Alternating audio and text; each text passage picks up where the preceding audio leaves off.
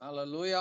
நீங்க யாக்கோபுக்கு எழுதின நிருபம், நீங்க 4ஆம் அதிகாரத்துல 6ஆம் வசனத்துல இருந்து படிச்சீங்கன்னா சில காரியங்களை அங்கே யாக்கோபு எழுதியிருக்கிறதை பரிசுத்த ஆவியானவர் அவரை கொண்டு எழுதியிருக்கிற சில காரியங்களை நாம் அந்த இடத்துல படிக்கலாம். ஆமென். அங்க என்ன சொல்றாங்க, what is submission and what is not submission, இதுதான் title. What is real submission, உண்மையான சப்மிஷன் என்ன, உண்மையான சரண்டர்னா என்ன, உண்மையான ஒபீடியன்ஸ்னா என்ன, மாய்மாலமா உண்மை இல்லாதவைகள் எதுங்கிறது தான் இங்க எழுதப்பட்டிருக்கும். அங்க என்ன எழுதி இருக்குதுங்க, 6ஆம் வசனத்துல நீங்க படிச்சீங்கன்னா அவர் சொல்லுவாரு, அவர் அதிகமான கிருபை அளிக்கிறாரே, ஆதலால் தேவன் பெருமை உள்ளவனுக்கு எதிர்த்து நிற்கிறார், தாழ்மை உள்ளவர்களுக்கோ கிருபை அளிக்கிறார் என்று சொல்லி இருக்கிறது. ஆகையால் தேவனுக்கு கீழ்ப்படிந்திருங்கள், பிசாசுக்கு எதிர்த்து நில்லுங்கள், அப்பொழுது அவன் உங்களை விட்டு ஓடி விடுவான். தேவனிடத்துல சேருங்கள், அப்பொழுது அவர் உங்களிடத்துல சேருவார். பாவிகளே, உங்கள் கைகளை சுத்திகரிங்கள், இருமனம் உள்ளவர்களை இருதயங்களை பரிசுத்தமாக்குங்கள். நீங்க துயரப்பட்டு துக்கித்து அழுங்கள், உங்கள் நகைப்பு துக்கிப்பாகவும் உங்கள் சந்தோஷம் சஞ்சலமாகவும் மாற கடவுது. கர்த்தருக்கு முன்பாக தாழ்மைப்படுங்கள், அவர் உங்களை உயர்த்துவார். ஏமன். இதேதான் 1 பேதுரு 5ஆம் அதிகாரத்துல சில காரியங்களை அப்போஸ்தலனாகிய பவுல் எழுதுவார். 5ஆம் வசனத்துல இருந்து நீங்க அந்த 2ஆம் பாகத்துல படிக்கும் போது அவர் சொல்லுவாரு, நீங்கள் எல்லோரும் எப்படி இருக்கணுங்க, ஒருவருக்கு ஒருவர் கீழ்ப்படிந்து மனத்தாழ்மை அணிந்து கொள்ளுங்கள். பெருமை உள்ளவர்களுக்கு தேவன் எதிர்த்து நிற்கிறார், தாழ்மை உள்ளவர்களுக்கோ கிருபை அளிக்கிறார். ஆதலால் ஏற்ற காலத்தில் உங்களை உயர்த்தும்படிக்கு அவருடைய பலத்தை கைக்குள்ள அடங்கியிருங்கள். அவர் உங்களை விசாரிக்கிறவர் ஆனபடினால் உங்கள் கவலைகள் எல்லாம் அவர் மேல் வைத்து விடுங்கள். தெளிந்த புத்தி உள்ளவர்களாயிருங்கள், விழித்திருங்கள். ஏனெனில் உங்கள் எதிராளாகிய பிசாசானவன் கெர்ஜிக்கிற சிங்கலம் போல எவனை விழுங்கலாமோ என்று வகை தேடிக்கொண்டு சுற்றி திரிகிறான். ஹல்லேலூயா. சோ பேதுரு அததான் எழுதுறாரு, இங்க யாக்கோபு அதை எழுதுறாரு. ஒரு காரியத்தை யாக்கோபு என்ன தெளிவுபடுத்துகிறார்னா, சப்மிட் டு காட். 7ஆம் வசனத்துல பார்த்தீங்கன்னா தமிழ்ல தேவனுக்கு கீழ்ப்படிந்திருங்கள், பிசாசுக்கு எதிர்த்து நெல்லுங்கள், அப்பொழுது உங்களை விட்டு ஓடி போமான்னு எழுதப்பட்டு இருக்கும். பட் when God says, தேவன், அது தமிழ்ல இங்கிலீஷ்ல படிக்கும் போது சப்மிட் டு காட் தான் எழுதப்பட்டிருக்கும். பட் தமிழ்ல தேவனுக்கு கீழ்ப்படிந்திருங்கள் என்று எழுதப்பட்டிருக்கும். சோ அப்போ the Bible, God's word ரொம்ப தெளிவா நமக்கு என்ன சொல்லி கொடுக்குதுங்க, submit to God, resist the devil. 2 காரியத்தை நீங்களும் நானும் செய்யணும். ஆமென். ஹல்லேலூயா. சோ மேல இருந்து நீங்க 6ஆம் வசனத்துல இருந்து நீங்க 10ஆம் வசனம் வரைக்கும் நீங்க படிச்சீங்கன்னா there are so many things it has been written. Amen. Hallelujah. But இந்த 7ஆம் வசனத்துல அவர் எழுதும்போது என்னமா, submit to God, resist the devil. Amen. 2 காரியம், submit to God, resist the devil. Amen. இன்னைக்கு அநேக நேரத்துல நம்முடைய வாழ்க்கையில பல காரியங்கள், தீமைகள், எத்தனையோ காரியங்கள் நம்முடைய வாழ்க்கையில வருகிறது. we pray so much, but nothing மாறாததுக்கு காரணம் என்னன்னு என்னைக்கு நான் யோசிச்சிருக்கிறீங்களா? we don't have time to think. நாம அழுது ஜெபிக்கலாம், கண்ணீரோடு ஜெபிக்கலாம், உபவாசித்து ஜெபிக்கலாம், தூங்காம ஜெபிக்கலாம், நம்ம ஸ்ட்ரைவ் பண்ணி அதிகமா வியாகுலப்பட்டு ஜெபிக்கலாம். But nothing happens. சில நேரத்துல ஒண்ணுமே நடக்காதது போல இருக்கும், வானம் நமக்கு அடைக்கப்பட்டது போல இருக்கும், நம்முடைய ஜெபம் நம்முடைய சீலிங்லயே வந்து போய் விழுந்தது போல இருக்கும். காரணம் என்னன்னா, there is a thing that இங்க என்ன எழுதப்பட்டு இருக்கிறதுனா, ஹல்லேலூயா, 2 காரியம். ஒன்னு தாழ்மை, 2வது பிசாசுக்கு எதிர்த்து நிற்கிற ஒரு காரியம் நம்முடைய வாழ்க்கையில இருக்க வேண்டும் என்று கர்த்தர் இங்க கற்றுக் கொடுக்கிறதை பார்க்கலாம். தேவனுக்கு கீழ்ப்படிந்துங்கள், submit to God, submit to God. அப்போ there is a உண்மையான சப்மிஷன் இருக்கிறது, அதே நேரத்துல பொய்யான ஒரு சப்மிஷன் இருக்க முடியும். ஆமென். ஹல்லேலூயா. நல்லா தெரிஞ்சுக்கங்க, சப்மிஷன்னாக்கா நானு பல காலங்களாக ஒரு கர்த்தர் எனக்கு வெளிப்படுத்தின நாள்ல இருந்து இதை நான் திரும்ப திரும்ப சொல்லுவேன். ஆனா இன்னைக்கு நிறைய பேருக்கு என்ன பண்ணலங்க, அந்த தாழ்மைனா என்னன்னு புரியாம இருக்கிறோம், சப்மிஷன்னா என்னன்னு தெரியாம இருக்கிறோம். காரணம் என்னன்னா, நான் ஒரு முறை கர்த்தர் எனக்கு வெளிப்பட, தாழ்மைங்கிறது இங்க என்ன சொல்லுதுங்க, தாழ்மை உள்ள இருக்கு. 6ஆம் வசனத்துல தாழ்மை, those who submit, humble yourselves to God. அப்ப தாழ்மைனா என்னங்க? தாழ்மைங்கிறது ஏதோ நான் வாயில சொல்றதல்ல. இன்னைக்கு மோஸ்ட் ஆஃப் த கிறிஸ்டியன்ஸ், முக்கியமா பெந்தகோஸ்து, அது எந்த கிறிஸ்தவர்களாக இருந்தாலும் ஜெபிக்கிறவர்களாக இருந்தா ஜெபம் முடிக்கும் போது ஒரு காரியம், என்னை தாழ்த்தி ஒப்பு கொடுக்கிறேன், என்னை தரை மட்டும் தாழ்த்தி, this has become a routine thing. But என்னன்னா, உண்மையா அவங்களுக்குள்ள தாழ்மை இருக்குதான்னு இதை சோதிச்சு பார்க்கிறது. தாழ்மை is not in words, it is in our actions. நம்முடைய நடைமுறையில வாழ்கிற வாழ்க்கை தான் தாழ்மையான வாழ்க்கை.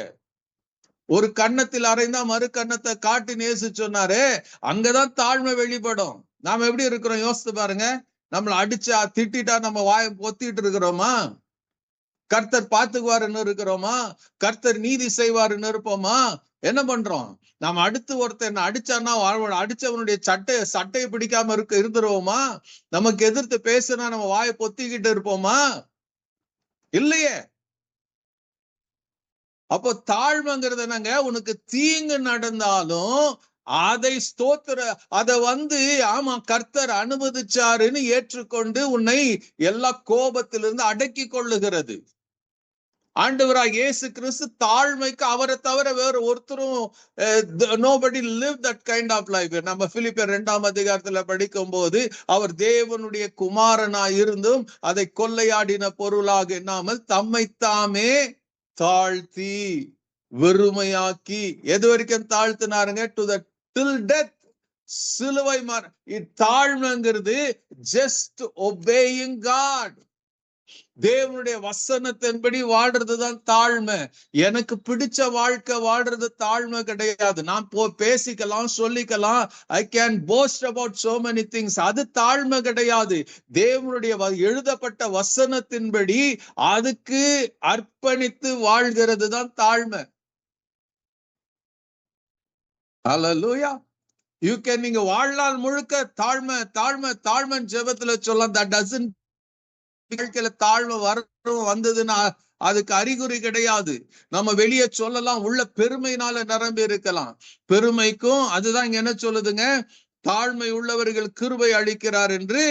அதுக்கு முன்னாடி சொல்லும் எதங்க? தேவன் பெருமை உள்ளவர்களுக்கு எதிர்த்து நிற்கிறாரு. God stands against, rises against the proud. ஏன்னா பெருமைங்கிறது தேவனுடைய குணம் கிடையாது, அது பிசாசுடைய குணம். ஏசாயா 14 இருக்கும். என்னன்னுங்க? பிசாசு சொல்லுவான், நான் என்ன பண்ணுவேன்? அவருக்கு மேல சிங்காசனத்தை வைப்பேன். அவனுக்குள்ள யோசிச்சான் அந்த பெருமை. பெருமை இருக்கிறவங்களுக்கு தாழ்மை வராது தெரியுங்களா? அதான் சொல்றார், பெருமை உள்ளவனுக்கு கர்த்தர் எதிர்த்துன்னு இருக்கிறாரு, தாழ்மை உள்ளவர்களுக்கோ கர்த்தர் கிருபை அளிக்கிறார். சிம்பிள் எக்ஸாம் எடுத்துக்கங்க. வீட்டுல எல்லாம் பிள்ளைங்களை எடுத்துக்கங்களேன். அப்பா அம்மா பிள்ளைங்களை சிக்ஷிக்கும் போது என்ன பண்றாங்க? அவங்க சந்தோஷத்தோட எடுத்துக்கிறாங்களா? ஏன் சந்தோஷத்தோட எடுத்துக்கிறாங்க? they think they are right. அவங்க சரியான பாதையில போகிறாங்க, சரியான முடிவுகளை எடுக்கிறாங்கன்னு உடனே என்ன பண்றாங்க? அப்பா அம்மாக்கு விரோதமா பேசுறது, முகத்தை காட்டுறது, வாயில வந்தபடி எல்லாம் பேசுறது, இதெல்லாம் பண்றதுக்கு காரணம் என்ன? That is pride. அவர்களுக்குள்ள இருக்கிற பெருமை. அது பிள்ளைகளுக்கு மாத்திரம் இல்ல, நமக்குள்ள பெருமை இருக்கிறதுனாலதான் உடனே கோபம் வருது. நான் ரைட்டு, நீ ராங்கு. அப்ப கர்த்தர் எதிர்த்து நிற்கிறார். when God says something, அதுக்கு நீங்களும் நான் ரிபல் பண்ணும் போது எதிர்த்து நிற்கிறாரு. when God says something, that is the end of the question. நமக்கு கேள்வி கேட்க அதிகாரம் கிடையாது. தேவன் வசனத்துல சொல்லிட்டாருன்னா முடிஞ்சிருச்சு. அதை நம்ம மாத்தி யோசிக்கிறதோ மாத்தி சொல்றதோ அது பெருமைக்கு அடையாளம். அது எதிர்த்து நிற்கிறாரு. ஆனா தாழ்மை என்னங்க? அவர் சொல்லுகிறபடி. இயேசு கல்வாரி அந்த சிலுவைக்கு போகிறதுக்கு முன்னாடி கெத்செமனேல அழுகிறாரு, வியர்வை துளி ரத்தமாய் மாறுகிறது. என்ன பண்றாருங்க? ஆண்டவரே, என்னுடைய இந்த பாத்திரம் என்னை விட்டு நீங்க கூடுமானால் போகட்டும், ஆனால் என்னுடைய சித்தத்தின்படி அல்ல, உம்முடைய சித்தத்தின்படியாக கடவுது. That is submission, that is humbleness.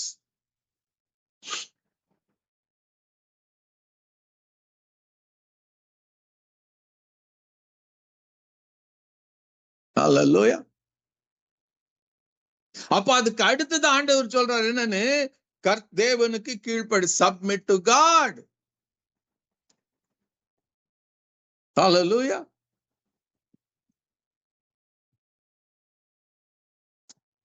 பெருமையும் தாழ்மையும் ரெண்டு, பெருமை இருக்க கூடாது, தாழ்மை இருக்கணும். அடுத்து சொல்வாரு சப்மிட் டு காட். தாழ்மை இருந்தாதான் சப்மிஷன் பண்ண. ஆண்டவரே, என்னுடைய சித்தத்தின்படி நம்முடைய சித்தத்தின்படியாக கடு. That is called submission. Submitting to God, submitting to authority of God. இன்னைக்கு இந்த சத்தத்தை கேட்கிறவங்க எத்தனை பேர் நீங்க உண்மையா சப்மிட் பண்ண இருக்கிறீங்க? ஏன் சப்மிட் பண்ணாதது? உண்மையான சப்மிஷன் எது இல்லைன்னா, when you think you are someone.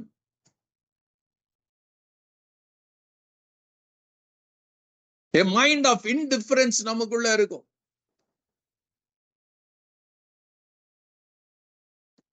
ஹல்லேலூயா. ஒரு வசனத்தை வாசிச்சு பாருங்க. நீதிமொழிகள் 27ஆம் அதிகாரம், Proverbs chapter 27. My God. நீதிமொழிகள் 27ஆம் அதிகாரம்,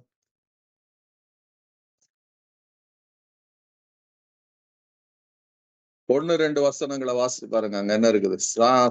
Proverbs chapter 27 verse 1 and 2. அங்க சொல்லும், நாளைய தினத்தை குறித்து பெருமை பாராட்டாதே, ஒரு நாள் பிறப்பிப்பதை அறியாயே, உன் வாய் அல்ல புற ஜாதியானே உன்னை புகழட்டும், உன் உதடு அல்ல அந்நியனே உன்னை புகழட்டும். ஹல்லேலூயா. உள்ள பிரைட் இருந்துச்சுன்னா பெருமை தாங்க இதெல்லாம். பெருமை இருந்துச்சுன்னா will never submit to authority. Submit to God. Submit to the authority of God. அவர் இங்க சொல்ல நாளை தினத்தை குறித்து. அப்போனா every day is God designed day.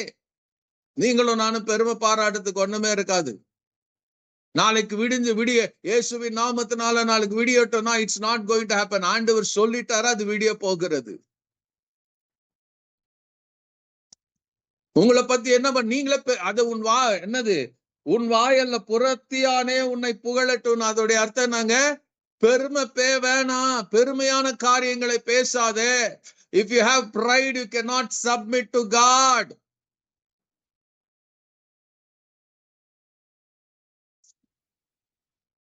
புறஜாதிய புறத்தியானே உன்னை புகழட்டும், உன் உதடல்ல அந்நியனே நான் இதை செஞ்சேன், நான் அதை செஞ்சேன். நமக்கு நிறைய பேருக்கு பெருமை இருக்குது. நான் ஜெபம் பண்ணேன். பைபிள் சொல்லுது நமக்கு ஜெபிக்கவே தெரியாது. ஆவியானவர்ல நம்ம ரைட்டா ஜெபம் பண்ண முடியாதான். ஹல்லேலூயா. So submission, submit. அதே பாருங்க மத்தேயு 6ஆம் அதிகாரம் 2ஆம் வசனம் பாருங்க. மத்தேயு 6ஆம் அதிகாரம், அங்க இயேசு சில காரியங்களை சொல்லுவாரு. என்ன சொல்றாரு? மத்தேயு 6ஆம் அதிகாரம், ஆகையால் நீ தர்மம் செய்யும் போது மனுஷரால் புகழப்படுவதற்கு மாயக்காரர் ஆலயங்களிலும் வீதிகளிலும் செய்வது போல் உனக்கு முன்பாக தாரை ஊதுவியாதே, அவர்கள் தங்கள் பலனை அடைந்து தீர்ந்தது என்று மெய்யாகவே உங்களுக்கு சொல்லுகிற. நீயோ தர்மம் செய்யும் போது உன் தர்மம் அந்தரங்கமாய் இருப்பதற்கு உன் வலது கை செய்கிறதை உன் இடது கை அறியாதிருக்க கடவுது. That is submission. அதுதான் தாழ்மை. பெருமை என்ன, தாழ்மை என்ன, சப்மிஷன் என்ன, நாட் சப்மிஷன் என்ன, நீங்க கர்த்தர் எழுதி வச்சிருக்கிறாரு. நிதானம் செய்யும் போது நிறைய காரியம் நீங்க தொடர்ந்து படிச்சீங்கன்னா நல்லா இருக்கும். ஜெபத்துல கூட எது பெருமை எது தாழ்மைன்னு எழுதப்பட்டு இருக்கும்.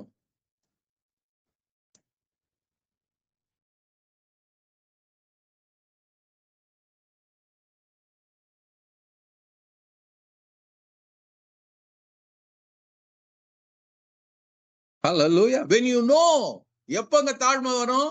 When you know who God is. அவருக்கு மாத்திரம் தான் அதிகாரம் இருக்கிறது நீங்க தெரிஞ்சுக்கிட்டீங்கன்னா நமக்கு அந்த எண்ணம் வரும். ஆமென். ஹalleluya. சங்கீதம் 100ஆம் சங்கீதம் 3ஆம் வசனத்துல படிச்சீங்கன்னா அதுல அவர் சொல்லுவாரு, நீங்கள் அல்லப்பா உண்டாக்கினவர், நீங்கள் அல்ல. யாரு நம்ம உண்டாக்கினதான்? கர்த்தரே நம்ம உண்டாக்கினாராம். சங்கீதம் 100ஆம் சங்கீதத்துல பாருங்க, சங்கீதம் 100ஆம் சங்கீதம் 3ஆம் வசனம், கர்த்தரே தேவன் என்று அறியுங்கள், நாம் அல்ல அவரே நம்மை உண்டாக்கினார், நாம் அவருடைய ஜனங்களும் அவருடைய மேய்ச்சலின் ஆடுகளா இருக்கிறோம். Hallelujah. When you know the authority who God is, அவர் சொல்றாரு, நீ அப்பா கர்த்தரே தேவன் என்று அறியுங்கள், நாம் அல்ல அவரே நம்மை உண்டாக்கினார். அவரே உண்டாக்கினாரு. You have been created by God. God is the creator. நீங்க சும்மா திடுதிப்புன்னு அப்படியே இந்த பூமிக்கு வந்துடல. God planned you. God designed you. சங்கீதம் 139 சொல்லும், ஏசாயா 43 சொல்லும். Everything these scriptures talk about, God is the creator, God is a designer. எரேமியா 1ஆம் அதிகாரம் 5ஆம் வசனம் சொல்லும். இன்னொரு வசனத்தை வாசிக்கலாம். எரேமியா 9ஆம் அதிகாரம் 23, 24 வசனம் பாருங்க. Jeremiah chapter 9 verse 23 and 24. அந்த இடத்துல என்ன சொல்லுங்க? ஞானி தன் ஞானத்தை குறித்து மேன்மை பாராட்ட வேண்டாம், பராக்கிரமன் தன் பராக்கிரமத்தை குறித்து மேன்மை பாராட்ட வேண்டாம், ஐஸ்வர்யவான் தன் ஐஸ்வர்யத்தை குறித்து மேன்மை பாராட்ட வேண்டாம். அப்போ இங்க என்ன சொல்லுதுங்க? ஞானத்தை குறித்து மேன்மை பாராட்டத, பராக்கிரமத்தை குறித்து மேன்மை பாராட்டத, ஐஸ்வர்யத்தை குறித்து மேன்மை, இதெல்லாம் இருந்துச்சுன்னா வச்சுக்க. Use it for the kingdom of God, not to pride yourself. அவர் சொல்லுவாரு, மேன்மை பாராட்டுகிற பூமியில கிருபையும் நியாயத்தையும் நீதியும் செய்கிற கர்த்தர் நான் என்ன என்று என்னை அறிந்து உணர்ந்திருக்கிறதை குறித்தே மேன்மை பாராட்ட கடவன் என்று கர்த்தர் சொல்லுகிறார். இவைகளின் மேல் பிரியமா இருக்கிறேன் என்று கர்த்தர் சொல்லுகிறார். எதை மேன்மை பாராட்டணுங்க? About God. தேவனை தவிர வேற எதையும் மேன்மை பாராட்ட தேவனுக்கு பிரியம் இல்லை.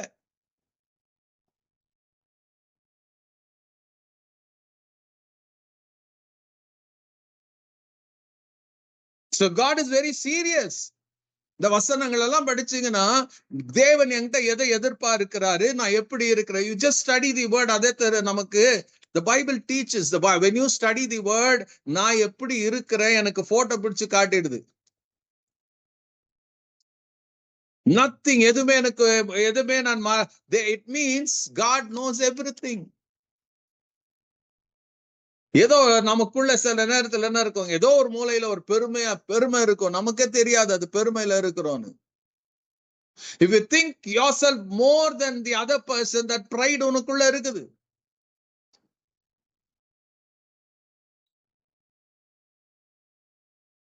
அதனாலதான் we need more of the word. அதிகமா கர்த்தருடைய வசனம் நம்ம கற்றுக்கொள்ளணும், கர்த்தருடைய வசனத்துல தியானிக்கணும்.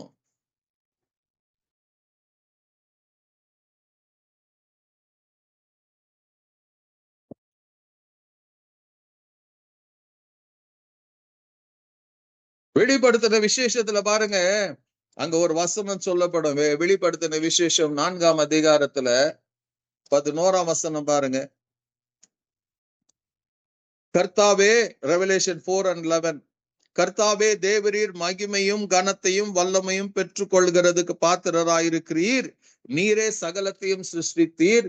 உம்முடைய சித்தத்தினால் அவைகள் உண்டாக்கி இருக்கிறவைகளும் சிருஷ்டிக்கப்பட்டவருமா இருக்கிறது என்றார்கள்.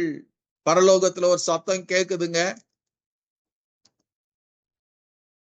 He is the only one worthy to receive all glory and honor.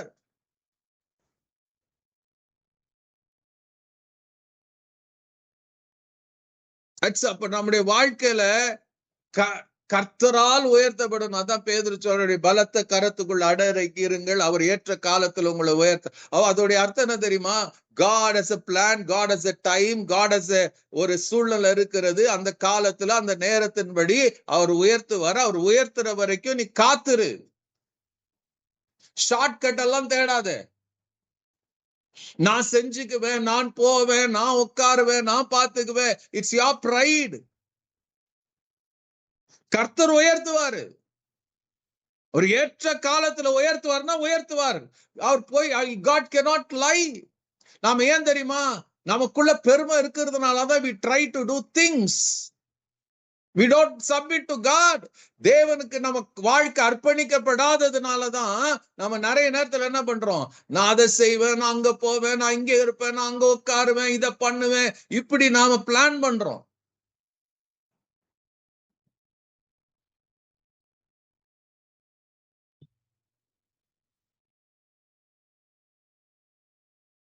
Most of our plans, நீங்க யோசிச்சு பாருங்க, it didn't originate from God. நமக்கிட்ட இருந்து உருவாச்சு, நாம செய்து கொண்டு இருக்கிறோம். கர்த்தர் கிருபை கொடுத்திருக்கிறார், அவ்வளவுதான், வேற ஒண்ணும் கிடையாது.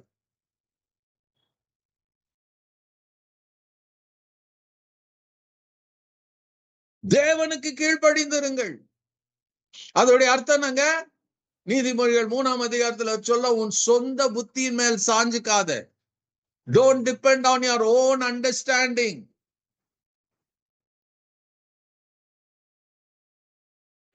Hallelujah. உன் சுய புத்தியின் மேல் சாயாத.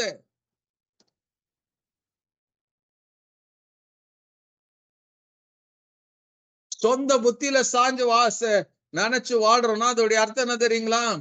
You are not submitted to God.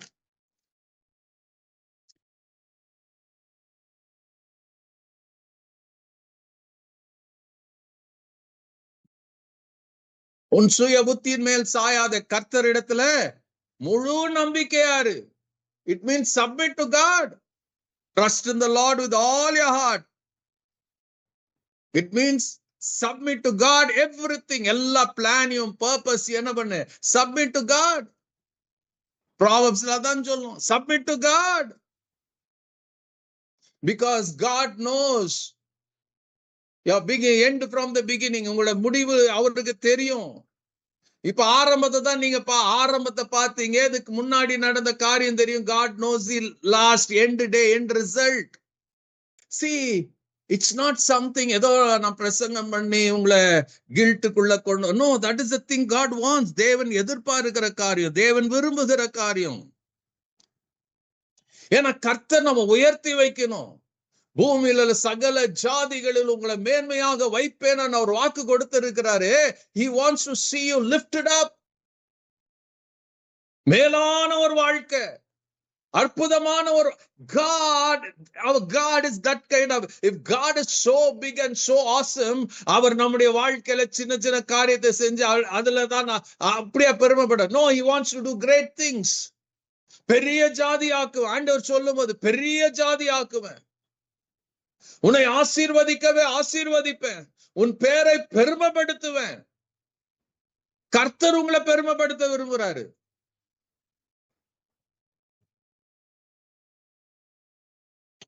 Just கொஞ்சம் யோசித்து பாருங்க. அதுதான் ஆபிரகாமுக்கு சொன்னது. இன்னைக்கு அவர் உடன்படிக்கையில நினைச்சிருக்கிறது என்னங்க? obey, submit to my call, submit to my will, proceed. எல்லாத்தையும் விட்டுட்டு போ, நான் உன்னை ஆசீர்வதிப்பேன், உன்னை பெரிய ஜாதி ஆக்கும், உன் பேரை பெருமைப்படுத்துவேன். பைபிளை சரியா படிச்சு பாருங்க. பூமியில் உள்ள வம்சங்கள் எல்லாம் உனக்குள்ள ஆசீர்வதிக்கப்பட்டு இருக்கும். படிச்சு பாருங்க. உன்னை சபிக்கிறவள நான் சபிப்ப, உன்னை ஆசீர்வதிக்கல நான் படிச்சு பாருங்க. சின்ன பிளான் இல்லைங்க கர்த்தர்கிட்ட.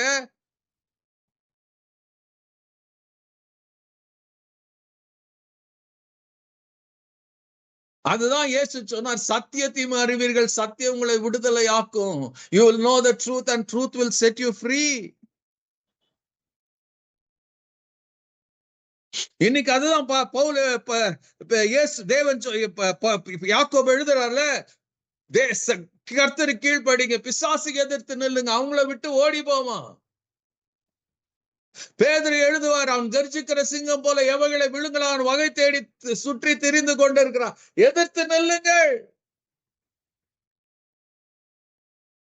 If there is no humbleness, there is no submission to God, நீங்க என்னதாலும் பிசாச போனாலும் போக மாட்டான். Because you are holding his character. அவனுடைய கேரக்டரை நீங்க வச்சிருக்கிறதுனால அவன் சுலபமா உங்களை விட்டு போக மாட்டான். அவன் சொல்லுவான், என்னதை நீ வச்சிருக்கிற, நான் ஏன் போனோம்? அப்ப எதுக்கு? why should I submit to God? And what is the thing I should submit to God? நான் எதுக்கு நான் கீழ்ப்படினோம்? What is the thing God wants me to submit to himself? எதை நான் ஒப்பு கொடுக்கணும்? எதுக்கு நான் சரண்டர் ஆகணும்? எதை? ரோமர் 12:1 சொல்லும், submit yourself, surrender yourself. Because ஏன்னா you don't belong to yourself. அவர் சொல்றார், அப்படி இருக்க சகோதரரே, ரோமர் 12:1, அப்படி இருக்க சகோதரரே நீங்கள், ஏன்னா சகலமும் 36 சகலமும் அவராலும் அவர் மூலமாயும் அவருக்காக இருக்கிறது, அவருக்கே என்றென்றைக்கு மகிமை உண்டாவதாக. ஆமென். அப்படி இருக்க, because everything belongs to God, you belong to God. அவர் சொல்றாரு, சகோதரரே நீங்கள் உங்கள் சரீரங்களை பரிசுத்தமும் தேவனுக்கு பிரியமான ஜீவ பலியாய் ஒப்பு கொடுக்க வேண்டும் என்று தேவனுடைய இரக்கங்களை முன்னிட்டு உங்களை வேண்டிக் கொள்ளுகிறேன். இதுவே நீங்கள் செய்யத்தக்க புத்தி உள்ள ஆராதனை.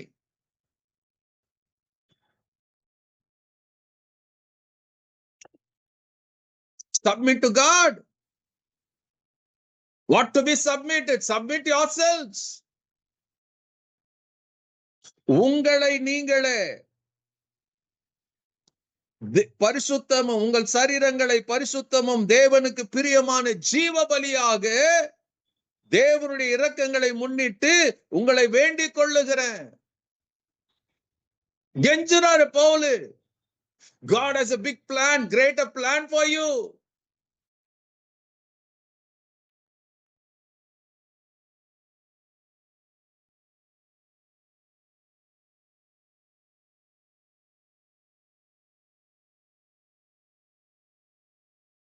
ஒன்னு கொரிந்தியர் 6:19-20 பாத்தீங்கன்னா, உங்கள் சரீரமானது நீங்கள் தேவனால பெற்றும் உங்களில் தங்கியும் இருக்கிற பரிசுத்த ஆவியானுடைய ஆலயமா இருக்கிறது என்றும் நீங்கள் உங்களுடையவர்கள் அல்ல என்று அறியீர்களா? You don't belong to your own. தெரியுமா உங்களுக்கு? கிரயத்துக்கு கொல்லப்பட்டு இருக்கிறீர்களே, ஆகையால் தேவனுடையவைகளாகிய உங்கள் சரீரங்களினாலும் உங்க ஆவியினாலும் தேவனை மகிமைப்படுத்துங்கள்.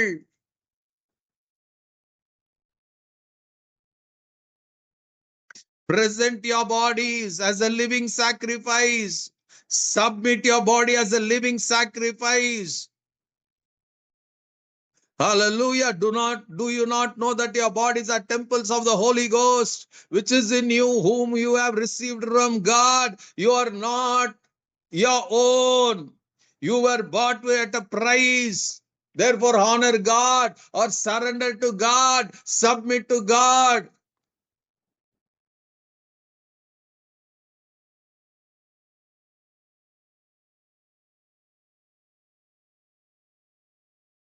Submit all your talents. Submit your time. எல்லாமே அவருடையதுங்க. காலம் நேரம் அவர் கொடுத்திருக்கிறார். வரங்களையும் தாளந்துகளையும் அவர் கொடுத்திருக்கிறாரு. So better use it for his glory.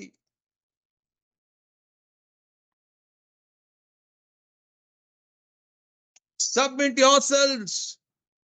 Submit your plans and purposes.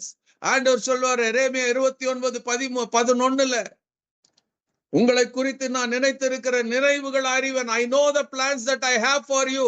So God has a better plan. அப்ப ஆண்டவர் சொல்ற, submit yourself to the plans of God. உங்க பிளானை எழுதிக்காதீங்க, உங்க பிளானை வரைஞ்சு வச்சுக்காதீங்க, உங்க பிளானை போடாதீங்க. Let God have his plan in your life.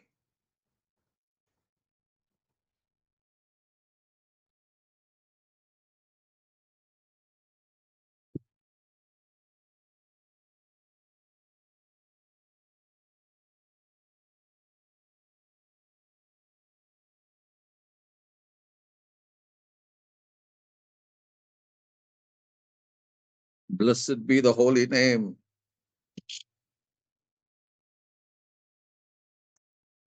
Hallelujah. Not only submitting yourselves to everything. உங்க anxiety. அதான் 1 பேதுரு 5:7 சொல்லுவார் என்னன்னு, அவர் உங்களை விசாரிக்கிறவர் ஆனபடினால் உங்கள் கவலைகள் எல்லாம் அவர் மேல் வைத்து விடுங்கள். Submitting yourselves, surrendering yourselves as a living sacrifice. Everything, surrender yourself to the plans and purposes of God.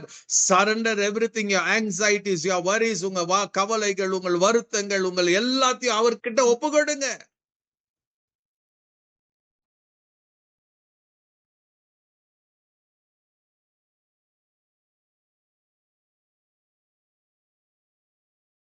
அதான் இயேசு சொல்ல, நீங்க கவலைப்படுகிறதுனால உங்க சரீரத்தின் ஒரு முழத்தை கூட்ட முடியுமா? Nothing is going to happen by worrying or being anxiety. Let God know it.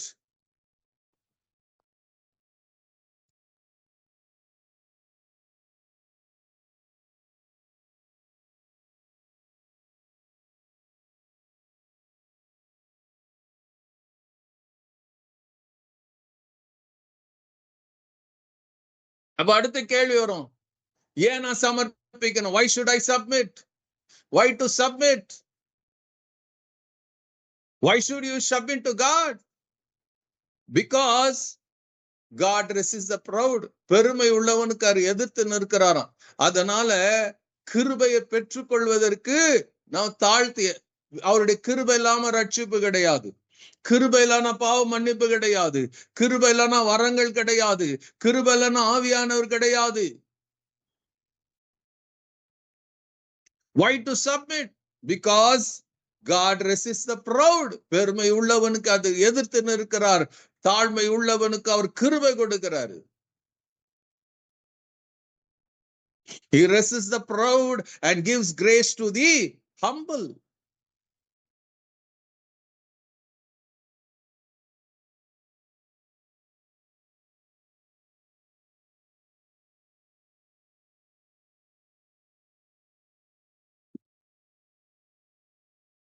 Hallelujah. See, in the submission, surrender, obedience, இதெல்லாம் ஒரு வேர்டு தான், அந்த ஹீப்ரூ கிரீக் வேர்ட்ல வரும். But many a times we can, நம்ம வார்த்தை ஜாலத்துல நம்ம சொல்லலாம், ஆண்டவரே என்னை அர்ப்பணிக்கிறேன், ஆண்டவரே என்னை ஒப்பு கொடுக்கிறேன், ஆண்டவரே. ஜெபத்துல சொல்றோம்ல, நாங்க ஊழியக்காரங்களும் சொல்றோம், ஒப்பு கொடுங்க, ஒப்பு கொடுங்க, ஒப்பு கொடுங்க. உண்மையா ஒப்பு கொடுத்து இருக்கிறோமா? உண்மையா சரண்டர், உண்மையான சப்மிஷன்.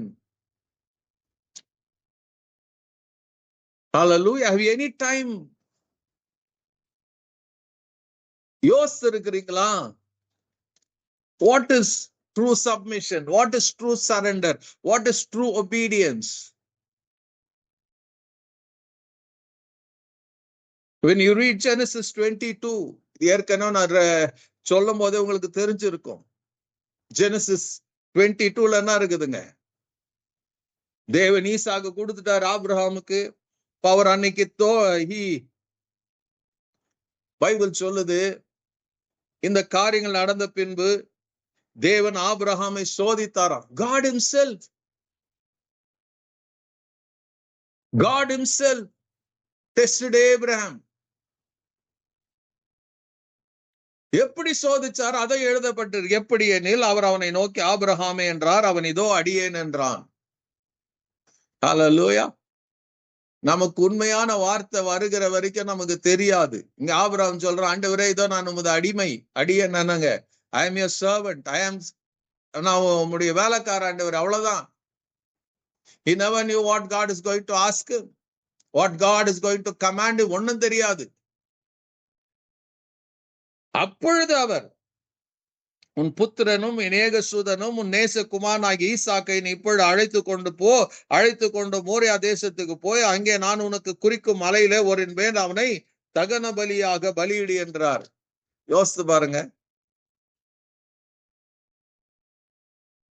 நீங்க ஃபேவரட்டா பிடிச்சு வச்சிருக்கிறது ஆண்டவர் லெட் லூஸ்ன்னு சொன்னா விட்டுருவோமா?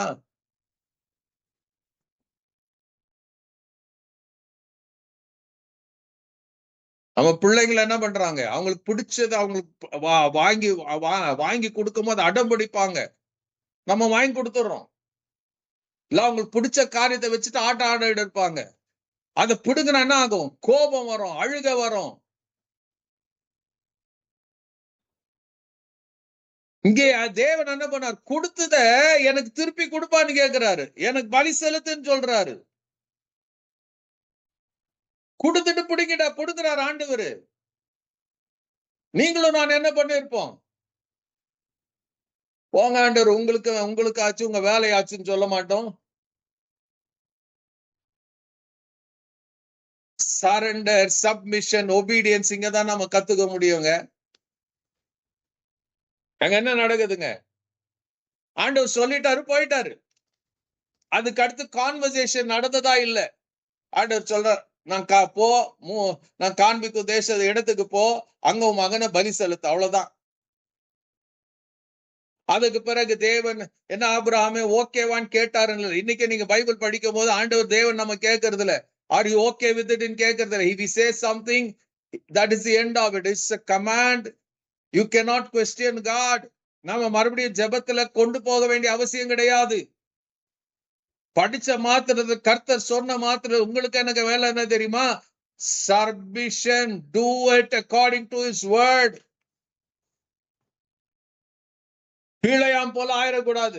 பிழையாம் ஆண்டவர் பாலாக்கு அனுப்புறான், போய் கேட்ட மாத்திரத்துல முறை தெரியல, அவன் சொல்றான், ஆண்டவர்கிட்ட நான் கேட்கிறேன். ஆண்டவர் சொல்ல போகாது, முடிஞ்சு போச்சு. போயிடுறாங்க. திருப்பி ஒரு பெரிய டீம் வருது. உடனே பாலாக்கு என்ன சொல்லி இருக்கணுங்க? பிழையம் என்ன சொல்லி இருக்கணும்? ஒரு முறை சொல்லிட்டாரு, ஒரு முறை விழுமினதை 2வது முறை ஆண்டவர் மாத்திக்க மாட்டாரு, கெட் அவுட்னு சொல்லணும். ஆனா என்ன பண்றான்? ஆண்டவர் மாத்துறதுக்கு பாக்குறான். அவர்கிட்ட எதையோ சொல்லி எப்படியாச்சும் பர்மிஷன் வாங்கணும்னு நினைக்கிறான். வாங்கிட்டு போறான். என்ன நடந்துச்சு? செத்துட்டான். அவன் சம்பாதிச்சது பணம் எதுவுமே அவன் கிட்ட வைக்கல. Everything was Detroit. He was killed.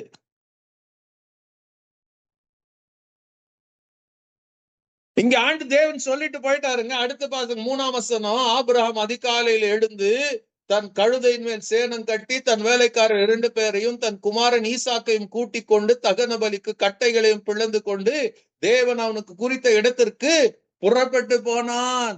Very next day. அவன் மனநலம் எப்படி இருந்துச்சுன்னு நமக்கு தெரியாது. It is not return. But ஒரு காரியம் என்ன தெரியுமா? He was completely had surrendered his life to God. அதனால he never questioned God. ஏன் ஆண்டவரே, எதுக்கு ஆண்டவரேன்னு கேட்கல. அவன் சொல்ல, ஆண்டவரே ஈசாக்கின் வழியா தான் என் சந்ததி இருக்குன்னு சொன்னீங்களே, என்ன ஆண்டவர் இப்படி கேட்கறீங்கன்னு அவன் நினைக்கல.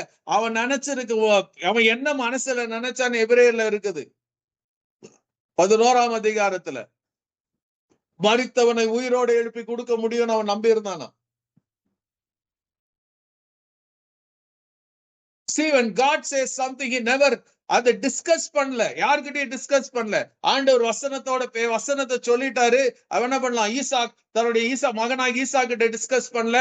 அவன் தன்னுடைய மனைவியாக சாராள் கிட்ட டிஸ்கஸ் பண்ணல. எழுந்து சொன்னான், லெட்ஸ் கோ.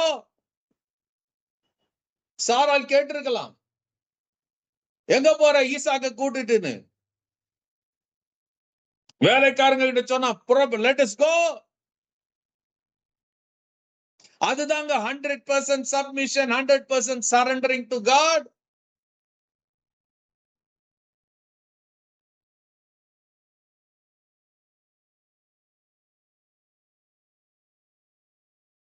முழு சப்மிஷன் இல்லைன்னா தெரியும், முழு சரண்டர் இல்லாதவங்க they will live like 2 தீமோத்தேயு 3ஆம் அதிகாரத்துல எழுதி இருக்கிறபடி பண ஆசை, பொருளாசை, பெருமை இதெல்லாம் இருக்கும்.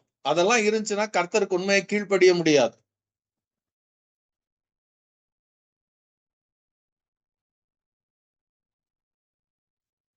காலையில இருந்து முடிவு பண்ணா அடுத்த நாளே காரியம் நடக்கல. they had to travel 3 days. 3 நாள் பிரயாணத்துல ஆபிரகாமுடைய கான்சென்ட்ரேஷன்லாம் ஒண்ணுதான். கர்த்தர் சொல்லிட்டார், நான் செய்யணும். God has said I will do it. God has said I will do it. அந்த 3 நாள்ல எது வேணாலும் நடந்திருக்கலாம். மனமாறி திரும்பி வந்திருக்கலாம். But Abraham was so much focused on God and only on God. நீங்க எத்தனை முறை நம்ம என்ன பாக்குறோம், என்ன போக்கஸ் பண்ணணும், நான் சொல்றபடி செய்யணும், இதெல்லாம் நாம எதிர்பார்க்கிறோம்ல. It's a lie of the devil. ஆபிரகாமுக்கு பிசாசுக்கு இடம் கொடுக்கல, எதிர்த்து நின்னான். Abraham stood against the devil. He submitted to God, he humbled to God, he resisted the devil. என்ன வந்திருக்குமா வந்திருக்காதா? வந்திருக்கும். பட் அவன் சொன்னா, இல்ல, God has given me this job. தேவன் இந்த வேலை எனக்கு கொடுத்திருக்கு, நான் செய்வேன். தேவன் என்ன சொல்லிட்டார், நான் செய்வேன். I'm not going to resist devil. God, I'm going to resist you devil.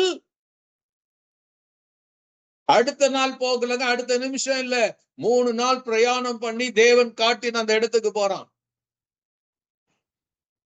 இப்ப மலை மேல போனோம், வேலைக்காரர்ல நிக்க வச்சுட்டு ஈசா கிட்ட விறகு கொடுத்துட்டு கழுதைகளை கூட கொண்டு போகல, கால்நடைய கடந்து போகிறாங்க. அது வந்து புதிய ஏற்பாடுல இட் டாக்ஸ் அபவுட் ஜீசஸ் கூட நமக்கு எழுதப்பட்டு. பட் த ட்ரூத், இன்னைக்கு I want to show you the true submission, true obedience, true சரண்டர்னா என்னன்னு. What is doing the word of God இங்க எழுதப்பட்டு இருக்குது. சொல்றேன், வேலைக்கு இங்கதான் வெயிட் பண்ணுங்கப்பா, நானும் என் பிள்ளையாண்டானும் போயிட்டு வரோம். ஈசாக்கு சுமக்குறான், ஈசாக்கு கேட்கிறான், அப்பா பலி இடுறதுக்கு, because he has already seen Abraham sacrifice பண்றது, விறகு மேல வச்சுட்டீங்க, ஆடு எங்க, மிருகம் எங்க? ஆபிரகாமுடைய பதில், தேவன் பார்த்துக்குவாரு. இன்னைக்கு எத்தனை பேருக்கு அந்த தைரியம் இருக்குது? உங்க போருகிற உபத்திரவத்தின் பாதை, வியாதியின் பாதை, மரண இருளின் பள்ளத்தாக்கு, தேவன் பார்த்துக்குவாருன்னு சொல்றதுக்கு எத்தனை பேருக்கு நமக்கு தைரியம் இருக்குது? நம்முடைய மனசு எத்தனை அங்கலாய்க்குதுன்னா, அங்க இங்க, அங்க ஓடு இங்க ஓடு, என்ன பண்றது, ஏது பண்றது, இது போயிடுச்சுன்னா என்ன பண்றது, அது வந்துருச்சுன்னா என்ன பண்றது? தேவன் பார்த்துக்குவாரு, தேவன் பார்த்துக்குவாரு சொல்லக்கூடிய தைரியம் எத்தனை பேர்? பிகாஸ் ஏன்னா நம்ம 100% we are not submitted to God.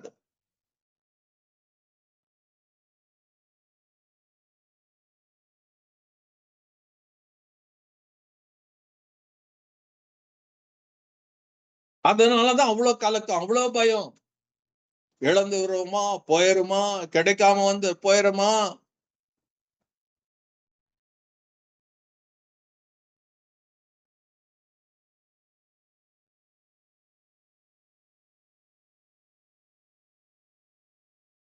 எட்டாம் வசனத்துல பாத்தீங்கன்னா, அப்போது ஆபிரகாம், என் மகனே, தேவன் தனக்கு தகன பலிக்கான ஆட்டுக்குட்டியை பார்த்துக்கொள்ள, அவர் பார்த்துக்குவாரு.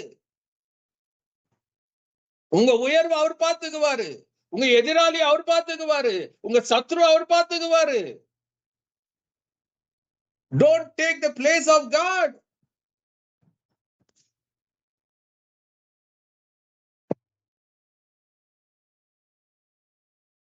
உங்க வியாதி அவர் சுகமாக்குவாரு, அவர் பார்த்துக்குவாரு.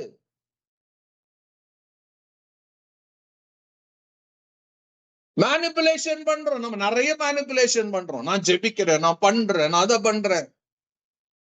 But there is so much manipulation.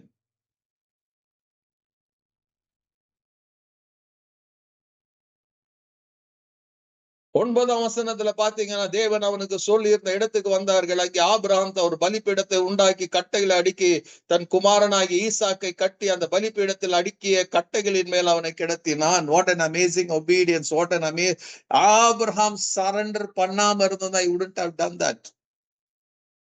If நல்லா தெரிஞ்சுக்கங்க, நீங்க if you have not submitted 100% to God, you cannot do what God has called you to do. வசனத்துல சொல்லப்பட்ட காரியங்களை நீங்களும் நானும் செய்ய முடியாது. It's impossible, it's impossible. Compromising குள்ள வந்துருவோம்.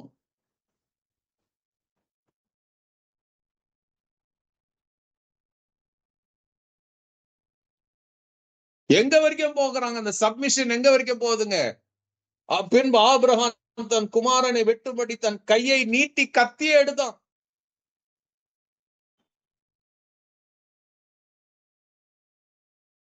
ஈசாக்கு அங்க கதர்னா, நான் என்ன பண்ண, அப்பா என்னையா கொல்ல போகிறேன், அதெல்லாம் தெரியல, எழுதப்படல. கதறி இருந்தாலும் ஆபிரகாம் என்ன பண்றாங்க, கட்டிட்டான், படுக்க வச்சுட்டான். அப்ப ஈசாக்கு அவங்க அப்பா பார்த்து இருக்கணும், அவனுக்குள்ள நான் இப்படி கூட நினைக்கிறேன். எங்க அப்பா எத்தனை பேர் நம்ம யோசிச்சு சந்தோஷப்படுறோம், எங்க அப்பா கர்த்தருடைய வசனத்தை கீழ்ப்படிஞ்சு இருக்கிறார், கர்த்தருடைய நாமத்துக்கு ஸ்தோத்திரம் ஈசாக்கு சொன்னான்னு எனக்கு தெரியாது.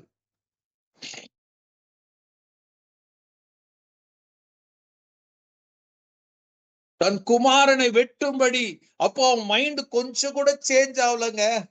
தேவனுடைய கொடுத்த தேவன் அவங்கிட்ட எதிர்பார்த்ததை செய்யறதுக்கு கொஞ்சம் கூட அவன் மனசு மாறல. இப்படி அப்படியே சிதறி போகல. தேவன் சொல்லிட்டாரு, நான் செய்யறேன். தேவன் உன் மகனை கொடு, பலிக்கு செலுத்துன்னு சொல்லிட்டாரு, நான் செய்யறேன்.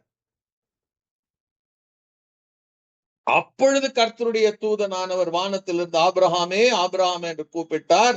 அவன் இதோ அடியேன் என்றான். அப்பொழுது அவர் பிள்ளையாண்டான் மேல் உன் கையை போடாதே, அவனுக்கு ஒன்றும் செய்யாதே, நீ அவன் உன் புத்திரன் என்றும் உன் ஏகசுதன் என்றும் பாராமல் எனக்காக ஒப்பு கொடுத்தபடியினால், என்ன சொல்றாருங்க, எனக்கு நீ ஒப்பு கொடுத்தபடியினால்.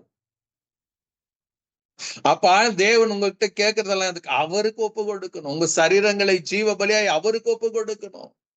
உங்க எண்ணங்கள் அவருக்கு ஒப்பு கொடுக்கணும், உங்க சிந்தனைகள் அவருக்கு ஒப்பு கொடுக்கணும், உங்க நினைவுகளை அவர்கிட்ட, உங்க பிளான் அவர்கிட்ட ஒப்பு கொடுக்கணும்.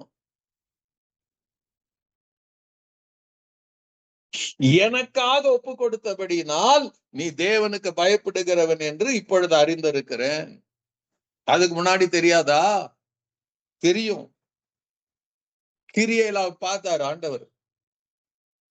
என்ன சொல்றாருங்க, எனக்கு நீ கீழ்ப்படுகிறவன் என்று இதனால நான் தெரிஞ்சுக்கிட்டேன் ஆபிரகாம். ஆண்டவருக்கு எதை எதிர்பார்க்கிறாருங்க, 100% obedience or 100% submission to God. அது கிரியையில நாம காட்டும் போதுதான் God acknowledge, ஆபிரகாம் acknowledge பண்றார். ஆமாப்பா, இப்ப நான் தெரிஞ்சுக்கிட்டேன், நீ எனக்கு என்ன பண்ற, நீ தேவனுக்கு பயப்படுகிறவன் என்று. அப்ப யோசிச்சு பாருங்க, நம்ம எத்தனை பேர் உண்மையா தேவனுக்கு பயப்படுறோம்? நீங்களும் நானும் கர்த்தருடைய வசனத்தின்படி வாழாம இருப்போமானால் we are not living in the fear of the Lord.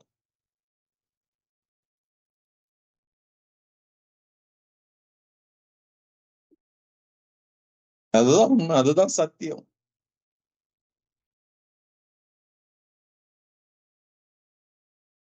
தேவன் வெறுக்கிற காரியம் அதெல்லாம் இருக்குது, அது நீங்களும் நான் வெறுத்தாதான் கர்த்தருக்கு உண்மையா கீழ்ப்படுகிறோம்னு அர்த்தம். ஓரளவுக்கு.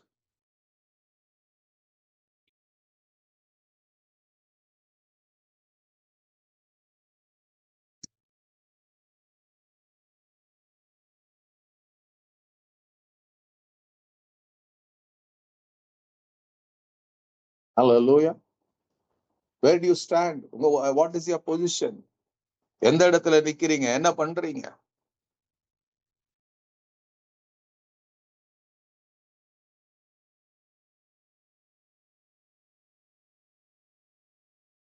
ஒரே ஒரு வசனத்தை வாசிச்சு முடிக்கலாம். சங்கீதம் 119 சங்கீதம்.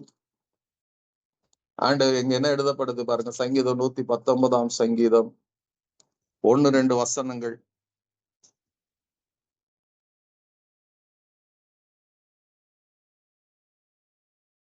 Psalm 119.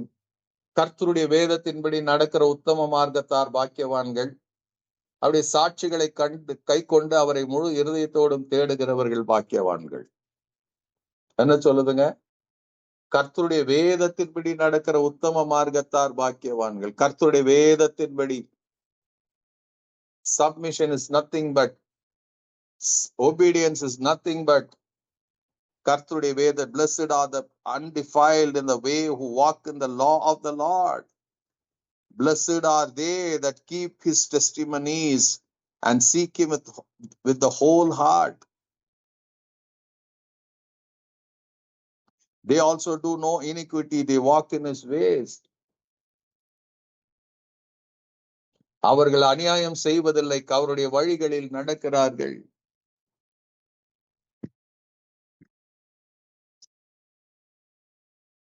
இட் மே பி இந்த சர்மன் உண்மையா உங்களுக்கு எத்தனை பேருக்கு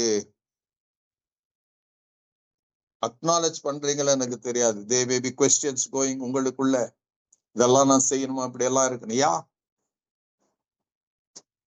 there is no question to alter or change. இதை நான் செய்ய மாட்டேன், நான் அப்படி இருப்பேன், இதெல்லாம் சொல்றதுக்கு எந்த தகுதியும் நமக்கு இல்லை. You have no right. ஆண்டவர் சுதந்திரம் கொடுத்திருக்கிறார், பட் டோன்ட் மிஸ்யூஸ் இட். நாம மத்தவங்களை பார்க்க வேணாம், வசனத்தை பாருங்க, உங்களை பாருங்க. Don't try to evaluate others. God is evaluating நம்முடைய நடக்கை, நம்முடைய வாழ்க்கையை பார்த்து அவர் evaluate பண்றாரு.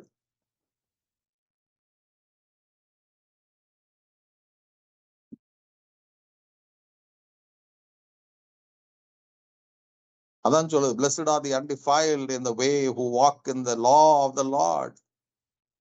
கர்த்தருடைய வசனத்தின்படி நாம நடக்கணும். Don't bother about others. Blessed are they that keep his testimonies and that seek him with whole heart. They also do no iniquity. They walk in his ways. அவருடைய வழியில் நடப்பாங்களாம். So choice நம்ம கையில கொடுக்கப்பட்டு இருக்கிறது. Whatever we choose becomes ours.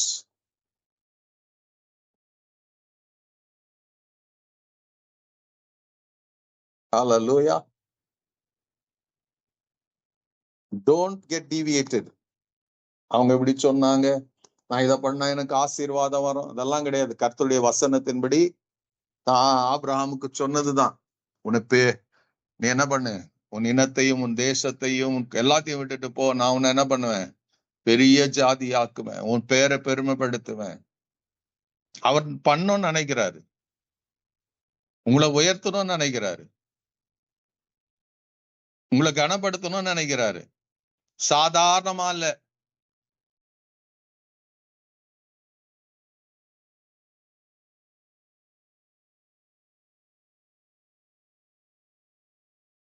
கர்த்தருடைய கரத்துல நான் திரும்ப சொல்றேன், ஒப்பு கொடுன்னு சொன்னா எதுவோ ஒப்பு கொடுக்கறது இல்லைங்க. Understanding it. கர்த்தருடைய வேத வசனத்தின்படி, இன்னைக்கு யாக்கோபு எழுதின நிருபத்துல நான் படிச்சபடி 6ஆம் வசனத்துல இருந்து 10ஆம் வசனம் வரைக்கும் படிச்சபடி அதை படிங்க, அதற்கு ஒப்பு கொடுங்க. சங்கீதம் 119 1 2 3 படி you have to live. There is no compromise, there is no alteration. எல்லாம் கிடையாது.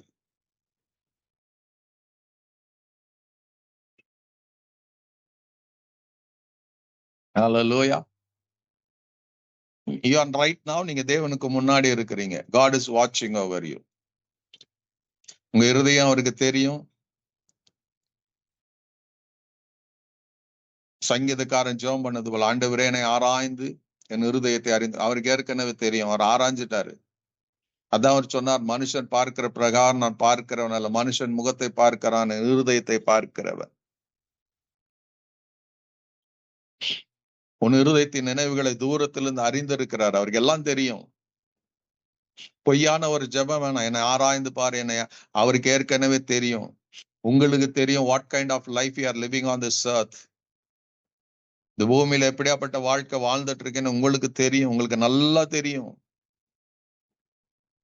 மாய்மாலமா வாழ்றீங்களா, பொய்யான ஒரு வாழ்க்கை வாழ்றீங்களா, கர்த்தருக்கு நான் கீழ்படுகிறேன்னு சொல்லி கீழ்படியாம இருக்கிறோமா?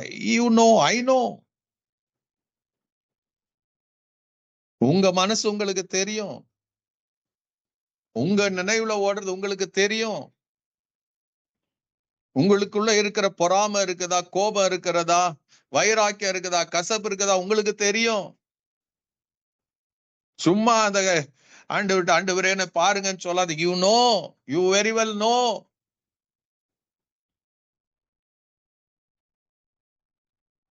Get rid of it. உள்ள இவ்வளவு காரியங்களை வச்சுட்டு you cannot worship God. You cannot உண்மையா ஆவியில நிரம்ப முடியாது. இவ்வளவு காரியத்தை வச்சுட்டு ஆவியில நிரம்புறனா அது பொய்.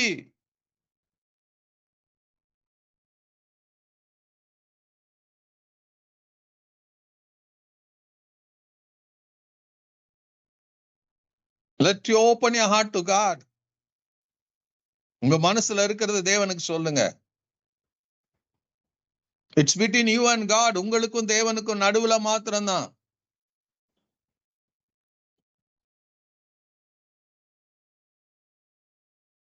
உங்க நடுவுல யாரும் வர முடியாது.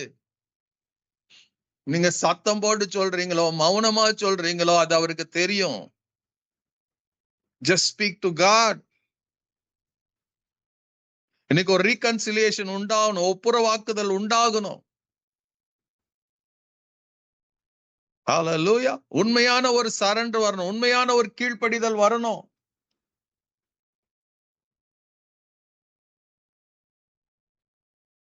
I know that நம்ம அறிஞ்சுதான் கர்த்தர் இந்த செய்தியை கர்த்தர் கொடுத்து இருக்கிறாரு.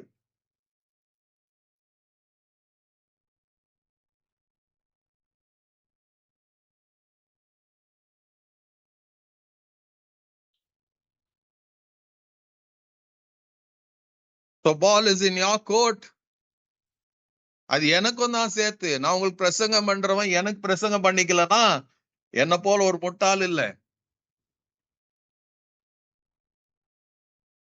Let God know. Let God know. கேஷுவலா எடுத்துக்காதீங்க. முடிக்கிறேன் இப்ப நானு. ஒரு சில நிமிஷங்கள். என்னமோ இவர் சொல்லிட்டார். I'm not talking about my own thing, but I'm talking about you, the word of God. அதுதான் அந்த வசனம் தான் உங்களை நியாயம் விசாரிக்கும். இந்த வசனம் தான் உங்களை நியாயம் தீர்க்கும்.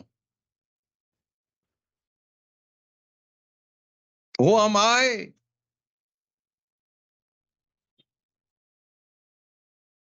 கேளுங்க, ஆண்டவர்கிட்ட ஒப்பு கொடுங்க.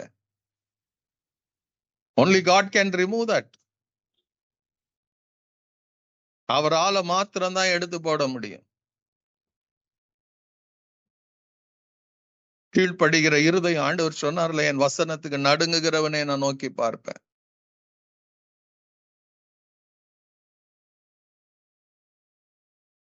உதட்டளவுல கர்த்தர், அந்த உதட்டளவு சப்மிஷன் வேணாம். உதட்டளவுல கீழ்ப்படிதல் வேணாம். முழு உள்ளத்தோடு, முழு ஆத்மாவோடு, முழு பலத்தோடு, முழு இருதயத்தோடும்